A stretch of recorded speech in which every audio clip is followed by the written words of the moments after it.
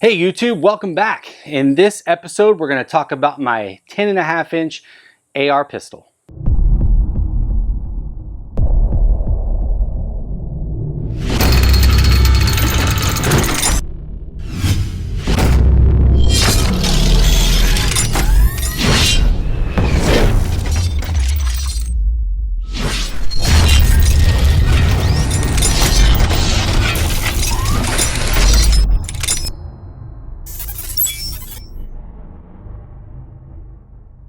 So over the last few years, I've had a lot of different ARs. Some that I purchased, like a Bushmaster, and there was another one that I bought a few years back. That one I actually sold because it really didn't have what I was looking for.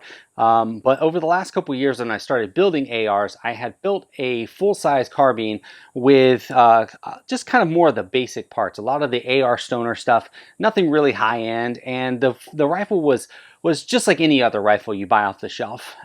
Last year, I started really considering getting a 10.5, and then COVID happened, and I sort of forgot, oddly enough. I think I'm one of the few people who, during the COVID pandemic, I didn't really buy anything. I kind of just sat back. I thought I had everything I needed.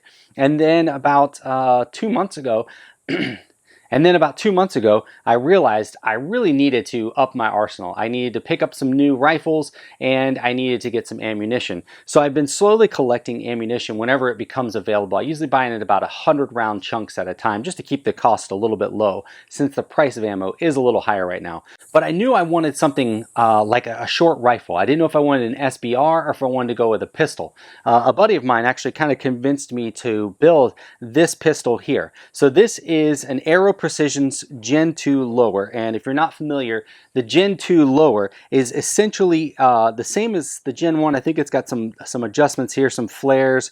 It also has an adjustment pin up inside where you add your grip that has an adjuster to take out the slot between the upper receiver and the lower. While this is a really good concept, because there is usually a little bit of slop, and there is none in this one, the problem is that if you adjust it just a hair too much, it makes it really difficult to get your takedown pins out. So on this rifle, when I decided to start building it, I picked up two identical lowers in sequential serial numbers. And for this one is the one I started with. I knew I just wanted to get a rifle, get something built, because things started to look like they were going south quickly. The riots began, George Floyd happened, so at that time I decided let's go ahead and just get one built. So I picked up Aero Precision's lower parts kit, I picked up Spike's Tactical buffer spring. I knew I wanted an SB Tactical pistol brace, and I looked at the SBA4, but with some of the adjustments you need to make it not flex, I decided to look into the SBA4, and I absolutely love this adjustable stock. It's 5 position, and it goes down pretty small, and then it goes out to this length here. I also picked up the K2 grip from MagPul. I really like how vertical this grip is compared to other grips on the market. And then for the other parts internally, nothing special. The only part that's not mil spec is the trigger. This is a Spike's Tactical, what they call a battle trigger. So it's a nice trigger. It is a fire control group, so it's a 2-part and 3-part, and it's okay. I don't have any real complaints on it.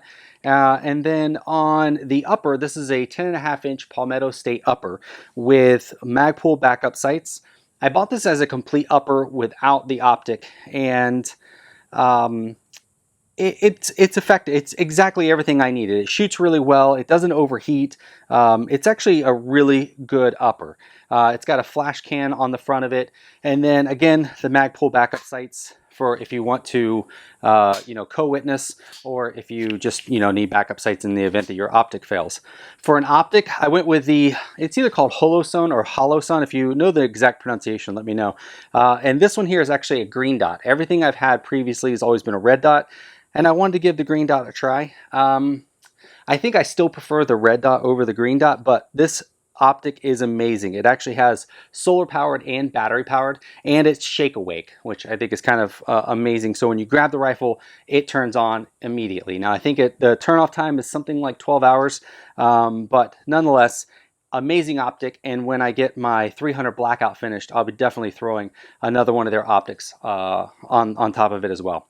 Up front here, I've got a light. I'll actually link it in the description below. I can't remember who it is made by. It's from Amazon, and it was like 35 bucks.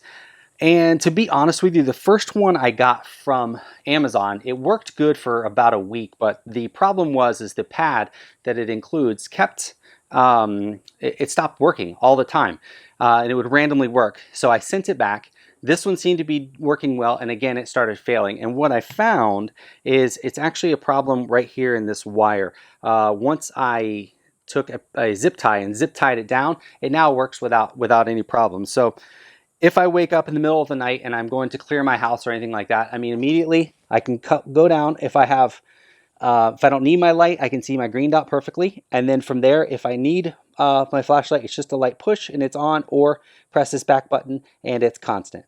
So that's kind of cool. But as far as it goes, it was giving me some problems. So if you do get this light and you're kind of having the same problems, go ahead and zip tie the cable down to the flashlight, and that does seem to fix that issue.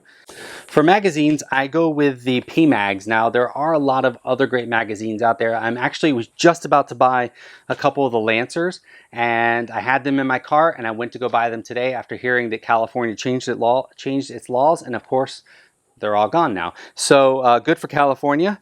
But this is a PMag 20 round. It's a 5.56, and just for safety, I'm going to go ahead and show you that it's been cleared this whole time. And then for the safety selector, it is just a standard mil-spec safety selector. Nothing special about that. Bolt catches, standard mil-spec. The magazine catches, standard mil-spec. The charging handle is probably my least favorite part of this. So the charging handle on this is a standard mil-spec, and it's honestly, it's small and it's kind of hard to get to the button there to release the charging handle. So I probably will end up getting the Radian Raptor, I think is what it's called. So that'll probably be my next purchase for this gun. And going to my 300 blackout, I will without a doubt be getting that ambidextrous charging handle. The bolt catch in here, or the bolt carrier group, is just your standard mil-spec, nothing special. In the 300 blackout, I do plan to get I think it's called Mass Defense. They offer a gold one with their logo engraved right there. It's pretty awesome looking, so I'll probably go with that.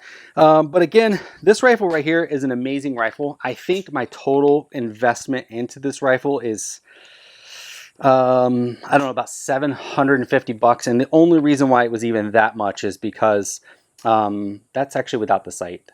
And that's because I actually paid quite a bit for this 10.5 upper because, with the current times we're in, the prices of everything is going up.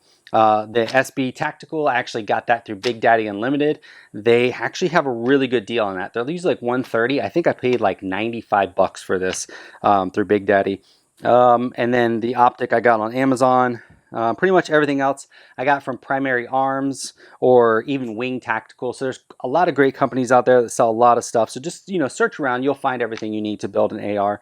I had planned on doing a full AR build on this channel, but the problem is that I won't be able to monetize. And I'd really like to monetize this channel at some point. So for now, this is the best you'll see. When I do get my 300 blackout upper, I will show you that going on to the lower, and also go into detail of all of the specs of that, because it's got everything. It's got drop-in trigger, ambidextrous selector, an extended bolt catch. I mean, it's got a lot of great features on it.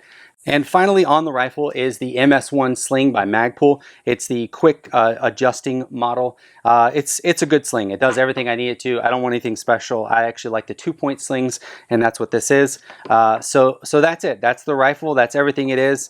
When I get the 300 blackout upper, I'll probably do a full video on that, showing you how to put the upper on the lower. Not that that's a big deal, but while I'm doing that, I can also go into parts and kind of explain parts and pieces to you a little bit, and talk about all the upgrades that 300 blackout's going to have. So if you have any questions, leave them in the comments below. Don't forget to like and subscribe, and if you have any requests on videos of installations of triggers or anything like that where it's not a full build, I can do that on the channel without being demonetized. So again, looking forward to making more videos, and on that note, I'm out.